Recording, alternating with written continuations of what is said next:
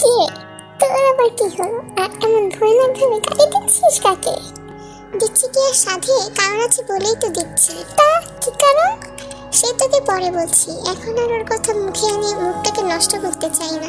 এখন চল বাবাকে খুঁজি। আচ্ছা চল। ওই তো আঙ্কেল। বাবা? মিস্টার ডে এই সময় ওয়াইনটুকে দেখে কিছুটা বিস্মিত হলো। এ কি মা, তুমি এখানে? এরা কারা?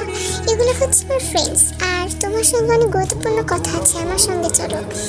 এখন তো যেতে পারবো না, তোমরা বরং কিছুক্ষণ অপেক্ষা করো, তারপর ইভেন্ট শেষ হলেই আমি আসছি। ওকে বাবা, আমরা ততক্ষণ আশেপাশে ঘুরে দেখি। ইতিমধ্যে বাংলাদেশের টপ বিজনেসম্যান কিম তেহিয়াং সবার মধ্যে উপস্থিত হলো। এই কারণে চারিদিকটা বেশ উল্লাসিত হয়ে উঠল। ক্যামেরাগুলো সব তার দিকে ফোকাস হলো এবং উপস্থাপক তেহিয়াং এর হাতে মাইক ধরিয়ে দিল সবার উদ্দেশ্যে কিছু বলার জন্য। তেহিয়াং বক্তব্য শুরু করলো। আর এদিকে এই বাচ্চাটা এখানে কি করে? আর একে দেখে মানুষগুলো লাফাচ্ছে কেন? মনে তো হচ্ছে এ একজন সেলিব্রিটি। একে আবার কে সেলিব্রিটি বানালো?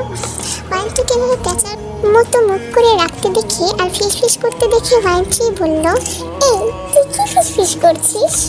আরে তোদের থেকে আমি যখন আলাদা হয়ে গেছিলাম না। বাকিটুকু শুনলো ওয়াইনট্রি।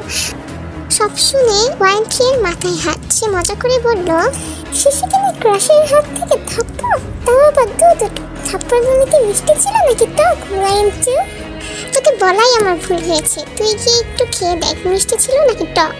তুই এক্সপিরিয়েন্স, তাই তোকে জিজ্ঞেস করলাম। আয় তোকেও এক্সপিরিয়েন্স বানাই দিই। বলেই থাপ্পড় দিতে উদ্যত হলো ওয়াইনট্রি। ওয়াইনট্রির এহেন পদক্ষেপে ঘাবড়ে গেল ওয়াইনট্রি এবং পিছু হটতে লাগলো।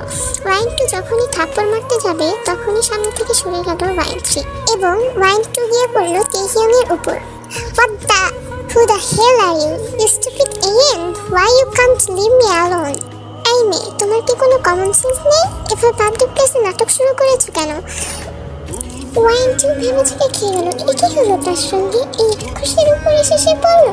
লোকে বলে যেখানে বাঘের পাবে সেখানেই সন্ধে। ওয়াইনট্রির ক্ষেত্রেও তাই হলো। I am sorry. সরি বললেই সব ঠিক হয়ে যায়? আশপাশে তাকিয়ে দেখো তো কি অবস্থা। তোমার লজ্জাশরম না থাকলেও আমার আছে। মিস্টার লি আওয়াজ শুনে দেখতে এলো এদিকে কোনো ঝামেলা হয়েছে কিনা। এসে স্টেজের উপর তার মেয়েকে এমন পরিস্থিতি দেখে সে ঘাবড়ে গেল। বুঝে উঠতে না পেরে বলল, ওকে কিছু বলবেন না প্লিজ। হঠাৎ পুরুষ কণ্ঠের আভাস পেতে সকলে চেয়ে বসলো মিস্টার লি এর দিকে। মিস্টার লি আরো কিছুটা ঘাবড়ে গেল। ও আমার মেয়ে, ওকে কিছু বলবেন না প্লিজ। আপনি মেয়েকে শিক্ষা দেননি? কোথায় আসলে কিভাবে বিহেভ করতে হয় তা জানাননি? কিছু মনে করবেন না, আসলে বুঝতে পারিনি। এই মেয়ে, নেক্সট টাইম যেন এমন ভুল না হয়। যাও এখন। ওয়াইন আর ওয়াইনট্রি তো এখনো বুঝে উঠতে পারছে না মাত্র কি হলো। নেমে আসো। বাবা, আমি আসলে কিছু বলতে হবে না, বাসায় গিয়ে শুনবো। বাকিরাও এসো আমার সঙ্গে। অতঃপর বাসায় ওয়াইন এবং ওয়াইনট্রি চাচ্ছিল না ওয়াইনট্রিকে একা ছাড়তে, তাই তারাও ওয়াইনট্রির বাসায় এসেছে। আঙ্কেল, আসলে দোষটা ওয়াইনট্রির ছিল না, দোষটা ওয়াইনট্রিয়েরই ছিল। এই ওয়াইনট্রি কিছু বল। জি আঙ্কেল, আসলে আমারই দোষ। আমি ওয়াইনট্রিকে কখনো কিচ্ছু বলিনি। সে বড় হয়েছে, আশা করি নিজের ভুলটা বুঝতে পেরেছে। এই বলে নিজের ঘরের দিকে উদ্যত হলো মিস্টার লি। মিসেস লি তার মেয়ের দিকে তাকিয়ে আছে, বোঝার চেষ্টা করছে কি হলো। ওয়াইনট্রি অপমানে তার রুমে দৌড়ে গেল। পিছু পিছু ওয়াইন এবং ওয়াইনট্রিও গেল। দেখে নিব তাকে আমি, নিশ্চয়ই দেখে নিব। নিজেকে কি মনে করেছে সে? শান্ত হ প্লিজ, শান্ত হ। দেখ যা ঘটার তো ঘটে গেছে, তাই না? এখন এসব ভেবে আর লাভ নেই। ওয়াইনট্রিকে শান্ত করে সেদিন তারা চলে গিয়েছিল। তবে তারা এত কিছুর মধ্যে যে কাজে গিয়েছিল সেটা করতেই ভুলে গেছে। ওয়াইনট্রি এই জীবনে কি আরো বড় ঘটনা ঘটতে চলেছে? হ্যালো মিস্টার জিওন, আমরা চাচ্ছি গেমজের প্রাচীন একটি ক্ষতিগ্রস্ত প্রাসাদ ভেঙে একটি মার্কেটিং হল বানাতে। আপনি যদি বিষয়টা একটু দেখতেন। আমি দেখছি বিষয়টা, ধন্যবাদ। একজন মানুষ কিভাবে এতটা গম্ভীর হতে পারে? কি সুশীতল কণ্ঠ, মনে হয় যেন কোনো রাজকীয় পুত্র কথা বলছে। তার কথার মধ্যেই যেন ফুটে উঠেছে সে কতটা উচ্চ বংশীয়। মিস্টার নাম তার সেক্রেটারিকে বলল, শুনেছি তার বংশ কোনো এককালে জমিদার ছিল। তা অবশ্য আমিও শুনেছি। সে নাকি জমিদার জিওনজংহিউনের পুত্র জিওনজংকে প্রতিচ্ছবি। অবশ্য তাদের চেহারার সঙ্গে নামেরও মিল রয়েছে। তার নাম জিওন জেকে। কোরিয়ার, দুঃখিত, পুরো বিশ্বের বিখ্যাত আর্কিটেকচার জিওন জেকে। এক নামে সবাই চেনে। জমিদার বংশের ছেলে সে। তার কথাবার্তাও যেন জমিদারদের মতো গর্জন করে ওঠে। গুরুগম্ভীর সুশীতল কণ্ঠ তার। অপ্রয়োজনীয় কথা, অপছন্দনীয়। সে জানে সে জমিদার বংশের ছেলে, তাকে সবাই সম্মান করে। তবে এসবের তোয়াক্কা না করে নিজের চেষ্টায় আজ এত বড় আর্কিটেকচার।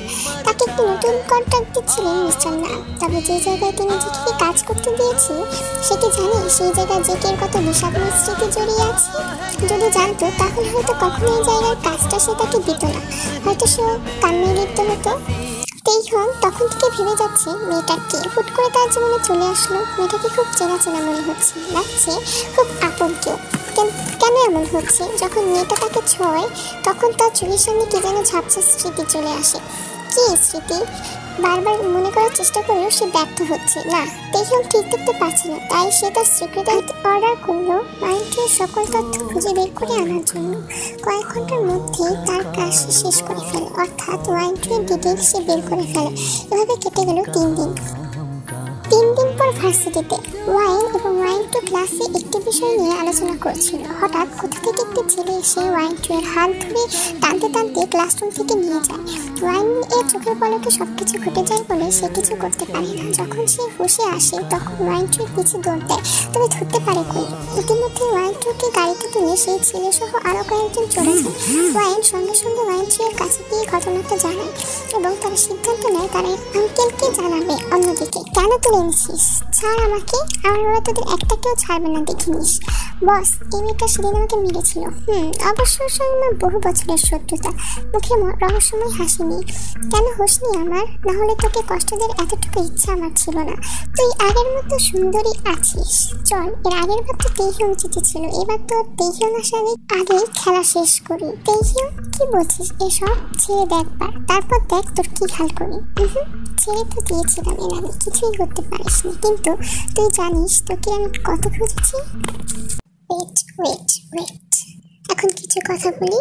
প্রথমে ভেবেছিলাম গল্পটা দিব না, বাট তোমরা এত বেশি ভালোবাসা দিয়েছো যে গল্পটা আমি কন্টিনিউ করতে বাধ্য হলাম। তো আমার এখানে গল্প লিখতে অনেক টাইম লাগে যদিও, তো তোমরা অনেক অপেক্ষা করতে হয়। চাইলে তোমরা টিকটকে আমার টিকটক অ্যাকাউন্ট থেকে আগে গল্পটা দেখে নিতে পারো। টিকটকে আমি পার্টগুলো আগে ছাড়ি, পরে অনেকগুলো পার্ট একসাথে জমা হলে ভয়েস দিয়ে আমি ইউটিউবে ছাড়ি। তো তোমরা যারা আগে দেখতে চাও তারা আমার টিকটক অ্যাকাউন্টটা ফলো দিতে পারো। টিকটক অ্যাকাউন্টের লিঙ্ক আমার চ্যানেলের দেওয়া আছে, তাছাড়া আমি এই ভিডিওর শেষে দিয়ে দিচ্ছি। তোমরা চাইলে টিকটকে ফলো দিতে পারো এবং গল্প কেমন লাগছে অবশ্যই কমেন্ট করে জানাবো, যাতে আমি পরবর্তীতে দেওয়ার জন্য অনুপ্রাণিত হই। বাই বাই, আন্নিয়ং, সি ইউ।